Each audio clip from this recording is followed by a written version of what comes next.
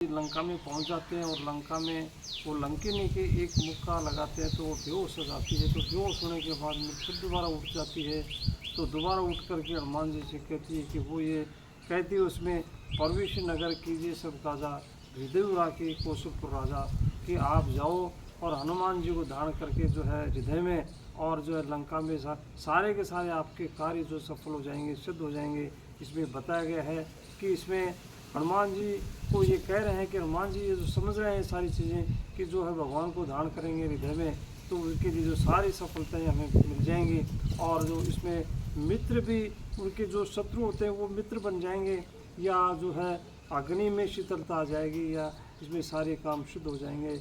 अमृत जो विष होता है वो भी अमृत बन जाएगा, इसके लिए सब बता रहे हैं। तो इसमें आगे पहुंच जाते हैं, लंका में प्रवेश करते हैं भगवान हनुमान जी। जब लंका में प्रवेश करने के बाद में अब वो उस लंका को देखते हैं, सूक्ष्म रूप धारण करके वो उस लंका को देखते हैं तो एक विशाल लंका थी, उसका वर्णन नहीं किया जा सकता।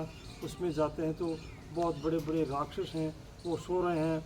महलों में जाते हैं तो उस अंत में उस महल के पास में पहुंच जाते हैं जहाँ रावण शयन करता था, रावण सोता था, उस महल में पहुंच जाते हैं। तो उसका वर्णन नहीं किया जा सकता, उसमें इतना विचित्र महल था वो। तो उसके बाद में वो सीता को देखते हैं तो कि सीता वहाँ कहीं नज़र नहीं आती है।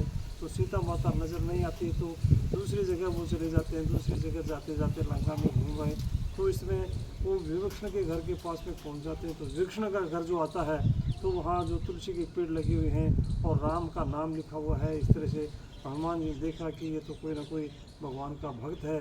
इस तरह से जो है उसने अपना रूप धारण करके जो है विभीषण बाहर आते हैं, घर के बाहर आते हैं। तो बाहर आने के बाद में हनुमान जी से मिलते हैं तो हनुमान जी से आपस में वार्तालाप करते हैं। तो वार्तालाप करते हैं तो वो जो इस तरह से कहते हैं तो सीता माता का जो उसने पता किया था तो कि उसने विभीषण ने बताया था कि मैं यहाँ कैसे रह रहा हूँ। तो उसमें बताया था कि मैं इस तरह से रह रहा हूँ कि दांतों के बीच में जैसे जीव रहती है उसी प्रकार से मेरा रहना यहाँ हो रहा है इस तरह से, क्योंकि ये सारी राक्षस ही राक्षस हैं। तो इसमें इस तरह से सीता माता का पता पूछते हैं, सीता माता की सारी स्थिति जानकारी लेते हैं वो।